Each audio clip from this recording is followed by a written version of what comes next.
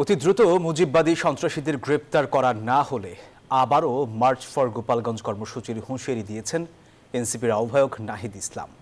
জুলাই পদযাত্রার ১৭তম দিনে ফরিদপুরের পথসভায় এই হুঁশিয়ারি দেন তিনি। পরে রাজবাড়ীতে পথসভায় যোগ দেন এনসিপির নেতাকর্মীরা।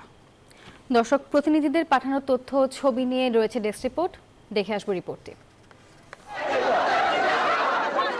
দেশ গড়তে জুলাই পদযাত্রার ১৭তম দিনে ফরিদপুর ও রাজবাড়ীতে পদযাত্রার পথসভায় অংশ নেন জাতীয় নাগরিক পার্টি এনসিপির শীর্ষ নেতারা।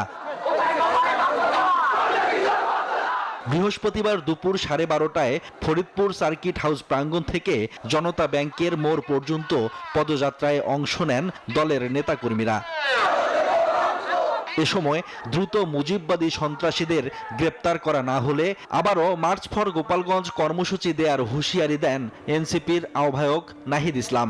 বলেন, এবার ফিরে আসার জন্য মার্চ নয়, বরং গোপালগঞ্জ থেকে মুজিববাদীদের চিরতরে উৎখাত করেই জনগণকে মুক্ত করা হবে। পথসভায় বক্তব্য দেন দলটির অন্য নেতারাও।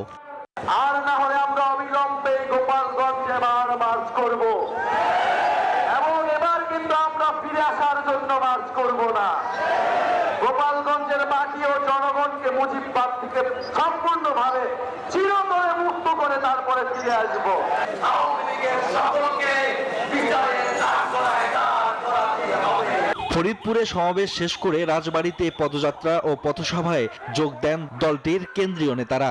এ সময় রাজনৈতিক সমস্যা সমাধানের রাজনীতি করার আহ্বান জানান তারা। গোপালগঞ্জের ঘটনার পর এনসিপির কর্মসূচিকে কেন্দ্র করে সভাস্থলে বাড়ানো হয়েছে নিরাপত্তা ব্যবস্থা। জাতীয় নাগরিক পার্টি এনসিপির ডেস্ক রিপোর্ট, নিউজ 24।